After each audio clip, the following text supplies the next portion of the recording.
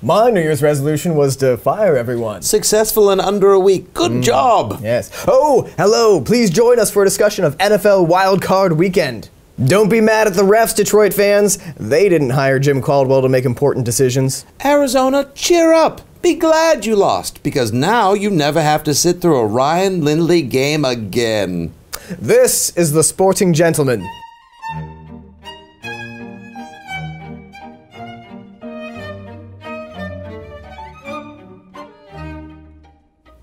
Welcome, I am the Sporting Gentleman, Matt Ufford, joined by special guest Nicholas Stevens. Welcome, sir. Happy New Year to you, friend.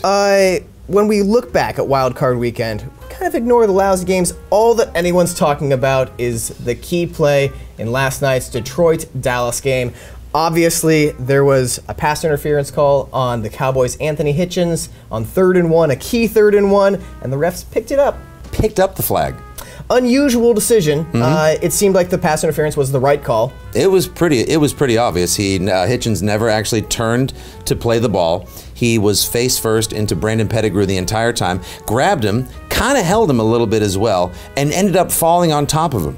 It was a bad non-call. You got screwed, but you also screwed yourselves. Now, let's get into our Mount Rushmore of Wild Card Weekend. Yeah, barely a Rushmore weekend. Yeah, it was hard finding four faces for this one. But staying in this game, I'm going to put Tony Romo up on that wall. 293 yards, a 114 passer rating, 2 touchdowns, no picks.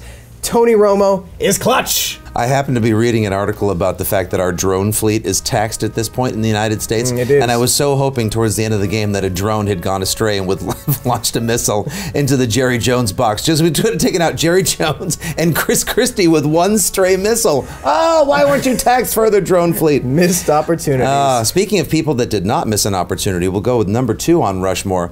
Elvis Dumervil, representing the ferocious attacking purple and black attack of the Baltimore Ravens defense. Putting the heat on Ben Roethlisberger all day long. 5 sacks that game without running too much of a blitz. No, actually, they only rushed 4 or fewer defenders on 91% of Pittsburgh's dropbacks and were able to register over 12 hurries and 5 sacks. A fantastic effort. So now you've got McPhee, Dumervil, Suggs, and Nada all back together again. No deer antler spray will be found anywhere in Baltimore because these guys are fully charged. And if I were them, I would be sending Cincinnati safety Reggie Nelson a box of fresh blue crabs because no Le'Veon Bell meant pin your ears back and get after that Roethlisberger. Yeah, Ravens have a huge hole in the secondary, but quarterbacks might not have time to take advantage of that. Tom Brady is not looking forward to this rematch come Saturday. Moving on, a third face.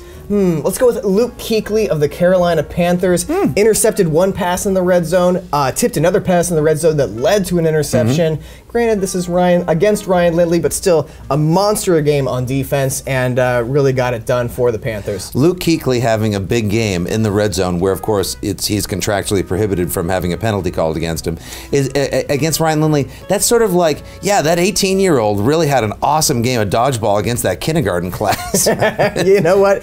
The 18-year-old didn't choose the opponent. Again. That kindergarten class went in there knowing what was going on. Ryan Lindley, hey, listen, you know what? Sorry, ref. Sorry, Luke Kuechly. You know, you didn't draft Ryan Lindley. What an absolute disaster.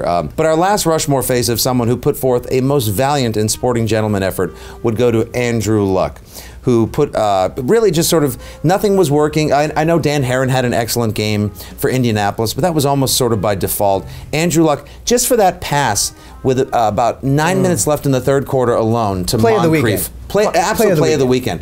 Running with a 300-pound human attached to his left ankle, throwing off 1 foot, a 42-yard dime in the corner of the end zone to Moncrief. That was the backbreaker. It was a beautiful pass, the best of the weekend. But as we talk about the best of the weekend, we must now also address the worst. Alexander! Where is he? You fired everyone.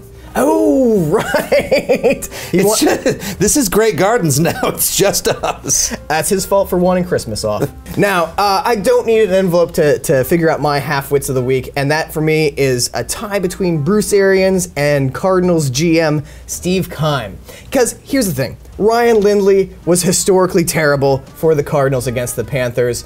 unable to defeat a losing team in the playoffs. No, I mean, you're sending him out against NFC West teams with fantastic defenses. You're starting him in the playoffs. Playoffs? That's right. You started a guy that you told months before, you don't have to go home, but you can't stay here. You stink. You're Ryan Lindley, and you brought him back. Yeah. How desperate is he to cuddle up with you in bed if he keeps getting cut and come back? A coaching and GM co-decision. Carson Palmer went down in November. They had many games, and they're like, Drew Stanton can do it. Drew Stanton can do it. Drew Stanton couldn't do it. That quarterback position was problematic for weeks and weeks on end. My halfwit of the week is one of my perpetual, eternal, most loving halfwits. That would be, of course, Andrew Dalton. Old Ginger Biscuits himself, putting forth another fantastic Andy Dalton playoff effort. 18 for 35, 155 yards, no touchdowns.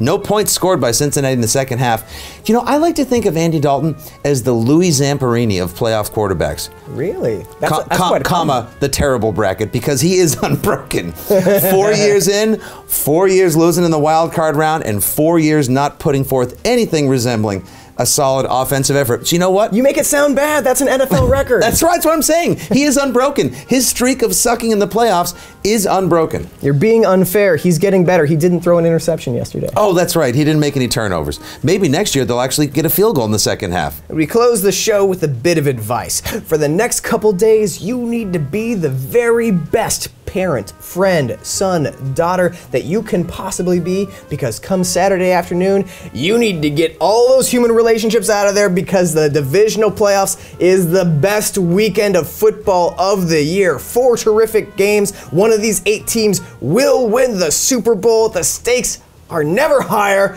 Oh, yeah, I love it. Until next time, join us with the Sporting Gentleman. You fired everyone? So now I'm to cut my own steak tartare?